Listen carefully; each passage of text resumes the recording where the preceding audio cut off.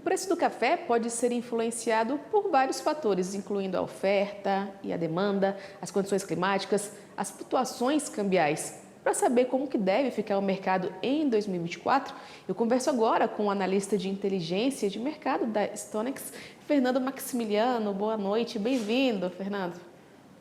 Boa noite, Nayane. Muito obrigado pelo convite. É um prazer estar aqui com você. Obrigada, meu bem. Vamos lá. Fernando, o que a gente pode esperar aí para este ano de 2024 em relação à produção de café no Brasil, hein? Olha, Nayane, antes de falar do que a gente pode esperar para 2024, eu gostaria de fazer um breve resumo do que foi o ano de 2023, né? Assim como tem sido nos últimos anos, foi mais um ano desafiador para o produtor aqui. O produtor brasileiro enfrentou aí cenários, né, bastante incertos, né, uma volatilidade elevadíssima para os preços de café, também toda uma questão de dúvida com relação às condições climáticas, né? Então, assim, foi um ano realmente único, né, Nayane? E se a gente observar tá, o balanço do que aconteceu no ano passado nos preços de café, a gente observou aí que houve um avanço para o café arábica lá em Nova York, tá? O balanço do ano foi um aumento de 13%. É interessante, mas isso não chega perto do incremento que nós observamos para os preços de café robusta na bolsa de referência que é em Londres. Os preços por lá avançaram 58% no último ano, um avanço expressivo que refletiu todo um cenário de problema climático e de oferta reduzida para o café robusta. Então, esse é o que a gente observou no último ano. A gente viu aí, principalmente no final do ano, uma escalada nos preços refletindo toda essa preocupação com as questões climáticas no Brasil, lembrando que nós estamos sob o efeito de El Niño, né? E esse fenômeno que veio aí na sequência, né, de 3 anos de Laninha, então a gente está aí em um período aí longo sobre condições climáticas desfavoráveis para as lavouras de café, e aí 2023 veio com esse El Niño, nós enfrentamos várias ondas de calor no último ano, e isso impactou, sem sombra de dúvida, o mercado de café. E falando do mercado doméstico, só para a gente já concluir esse raciocínio de preços, né? Para o café arábica, a gente viu aí uma queda de 3% no balanço do ano, e isso reflete principalmente a queda do dólar, né? Já que o dólar também impacta os preços no mercado doméstico. Por outro lado, o café robusta no Brasil avançou em 9%, e esse avanço menor do que o avanço que a gente viu em Londres também está ligado à questão do dólar, tá bom? Cada safra com uma expectativa diferente, né, Fernando? E aí, para 2024, como é que a gente pode se posicionar? Sem sombra de dúvida. Nayane, o que a gente está vendo? Primeiro, esse cenário do café robusta ele ainda não mudou, tá? Então, só para a gente lembrar, a safra da Indonésia que teve uma quebra de 18%, a safra do Vietnã, a projeção do USDA, né, que é o Departamento Americano de Agricultura, eles ajustaram a expectativa deles com uma redução de 3,8 milhões para a safra vietnamita.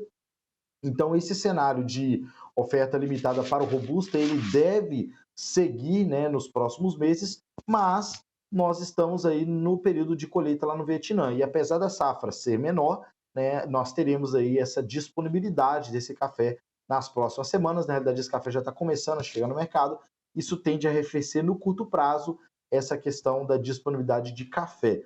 Mas, de forma geral, o que a gente está observando é um ano, né? E Brasil, lembrando que o Brasil é o maior produtor de café mundial, a gente representa aí 38% de todo o café que é produzido no mundo, né? Então, sem sombra de dúvida, tudo que acontece aqui no Brasil impacta diretamente os preços, tanto no mercado doméstico como no exterior.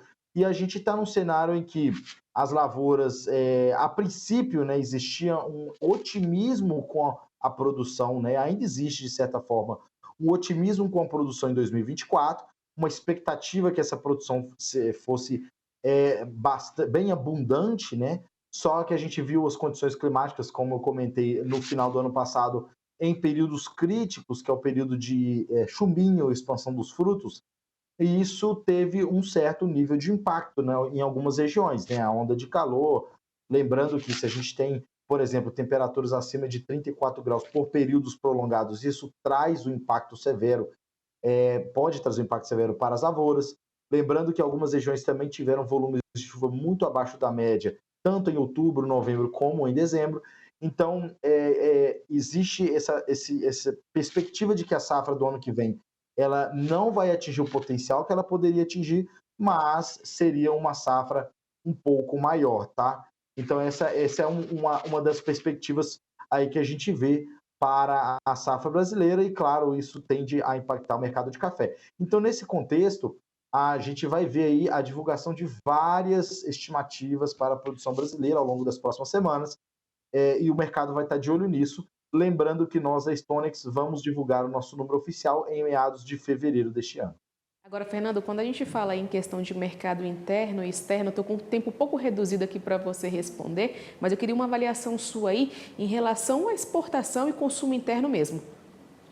Bom, o que acontece? É uma excelente pergunta, tá? Acho que vale a pena a gente tocar nesse assunto. A gente viu aí um volume de exportação bastante interessante, né? Um avanço muito grande no último mês, e isso aconteceu não devido às exportações de arábica, essas exportações não estão tão aquecidas assim, mas principalmente as exportações de café robusta. Então a gente teve mês aí que foram um aumento de 400% nas exportações, até mais que isso. Então, isso por vários meses desde o fim da colheita, né? Então, essa exportação de café robusta segue muito aquecida e tem uma explicação para isso, tá? O Brasil hoje é a origem de café robusta mais competitiva, é a mais barato se comparar, né, com as outras origens que são Vietnã, Indonésia e alguns países da África. Então, a gente viu esse cenário e a gente acredita que ele deve permanecer. Claro que a gente está entrando na segunda metade do ano safra, né? Lembrando que o ano safra no Brasil começa em junho e começa em julho e termina em junho. Então, esse cenário tende a arrefecer esse ritmo, mas o Brasil ainda é o mais competitivo e a gente deve ver as exportações aquecidas nesse comparativo anual, né? Pelo menos para o café robusta brasileiro. Fernando Maximiliano, muito obrigada pela sua participação aqui no AgroMais 17 horas. Ainda valendo, feliz 2024. Um abraço. Eu que agradeço, feliz 2024 para todos. A gente